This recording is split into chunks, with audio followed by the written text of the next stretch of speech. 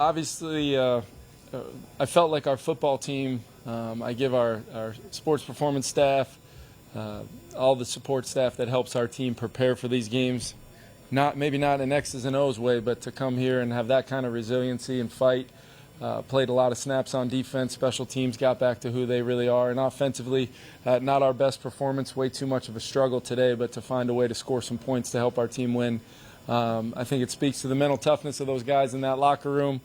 We can do a lot of things as coaches better to help our guys. But I'm really, really proud to be 5-1 right now. We talked last night about any way it would take, any means necessary to get to 5-1 going into this bye. We've learned a lot about our football team. We also have learned, coaches included, we got a long way to go and a lot of room to improve, which I'm really, really excited about, not only getting that opportunity this coming week, but to get our players back here. But they've earned the right to get some time off. They've battled for us. They've done everything we asked. I love this team and cannot wait to get our next opportunity together. Came out somewhat pretty clean injury-wise. Like I said, Tyler having that group ready. It was significant temperature difference on our sideline, and our guys were ready for every snap, every next snap. We rolled guys. We played a lot of guys.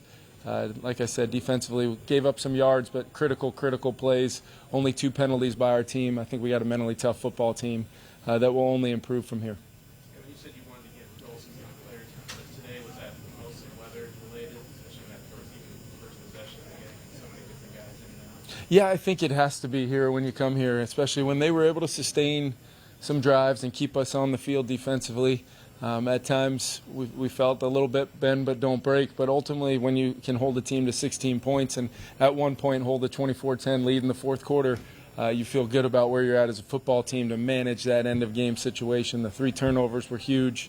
And like I said, only 2 penalties in this environment gives you a chance to play a clean football game, probably creates a lot of hidden yardage in the game for them to maybe convert some plays but not necessarily convert first downs. I think our defense held them to 4-14. So there's a lot we'll be able to pull from this tape to hopefully build upon with our defense. A lot of corrections and things we can do better, coaches included, with our offense. And then, like I said, I'm proud of our special teams. Ryan Wright, he worked way too much today, obviously with the 10 punts, but he got himself a game ball.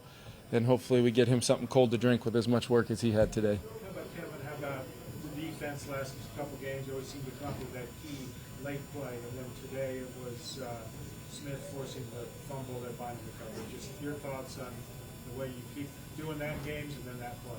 I don't think it's by accident. Those guys know the way we're playing schematically, especially with guys like Tyreek Hill and Waddle, and no matter who's playing quarterback, those are explosive playmakers in a scheme where I have so much respect for Mike McDaniel and his ability to scheme up. Obviously similar defensive schemes that they see even in their division.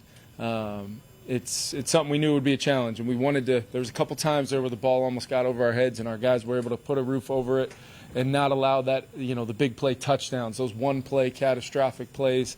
And then for us to not turn it over on offense, I thought was a big deal. We were far from to our standard, but to not have any turnovers, limit penalties, and Kirk to really run the show in a tough environment against a defense that applies pressure in a lot of ways, we were able to overcome and like I said, find a way to win the football game going into our bye at 5-1.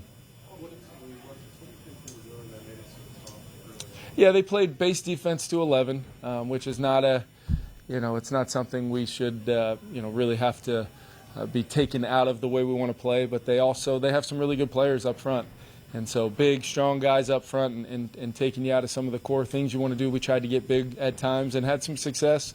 Worked in some, play pass hits there when we were able to get our first touchdown with some keepers and Justin coming alive, and I just thought Kirk was consistent all day long. It was never going to be a game where we could just pin our ears back and just turn our offense loose, because the second you do that here, I have some experience here where you could end up with a 5 or 6 turnover type of day. So we wanted to account for a lot of things, maybe play it a little bit more conservative, and as we tried to find our footing offensively, our guys just battled, and then for Dalvin to pop that long run, then that's an attrition type of run where our guys are leaning on them. They were a tough front to run the ball against, but you pop one like that and get yourself to a 2-touchdown lead. It seems like he's been close a couple of games, so it's getting out.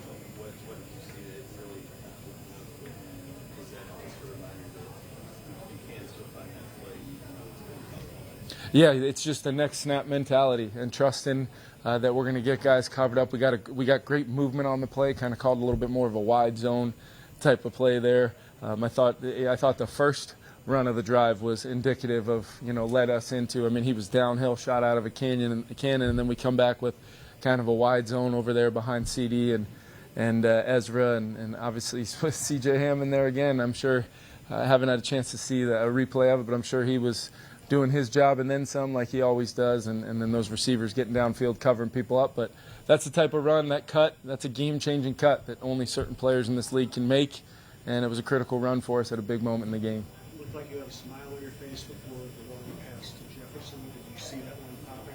I did. Yeah, we were kind of in the mix, in the midst of hunting that look with how they were playing him, and that base to our 11 grouping kind of kept us at, made us have to protect the passer in some unique ways, and what we were able to do there, it was all on Kirk. He had some options at the line of scrimmage, and the second I saw him get to that play, I figured we had a pretty good chance to pitch and catch that one. Those two guys, when they get a look like that, are going to hit that 100 out of 100.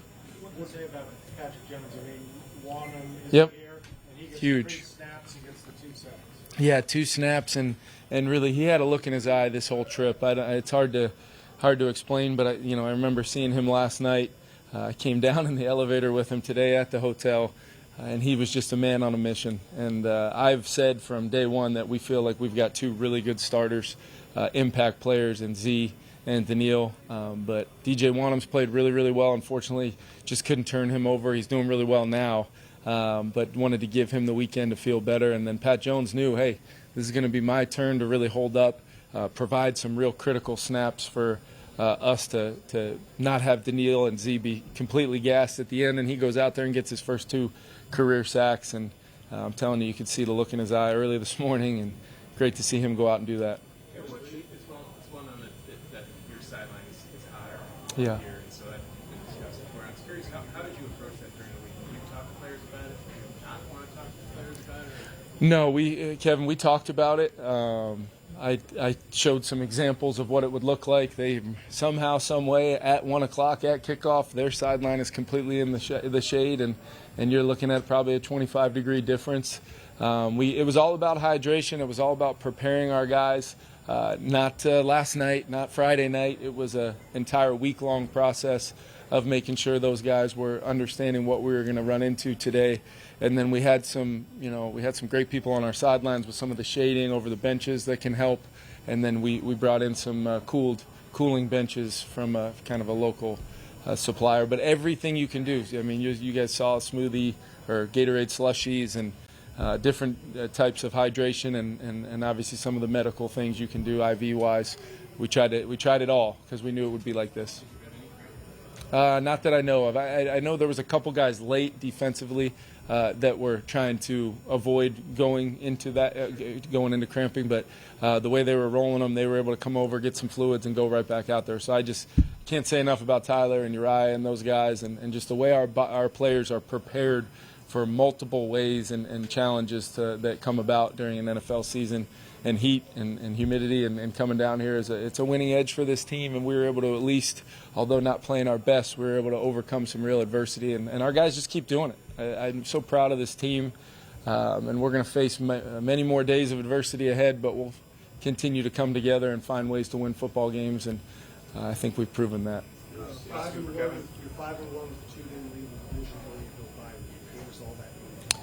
What it means is I think we're 6 games into our season, and I told the team last night by this time tomorrow we'll have 6 examples of who we are as a football team, and will we come out of this stadium 5-1 and be able to say we're a little bit more than a third of the way through our season with different identities. Sometimes it may feel like to Vikings fans, depending on what Sunday it is, but what I would say is we've got a tough, resilient group that maybe doesn't always play the most consistent, but they are willing and able to have each other's backs in all 3 phases.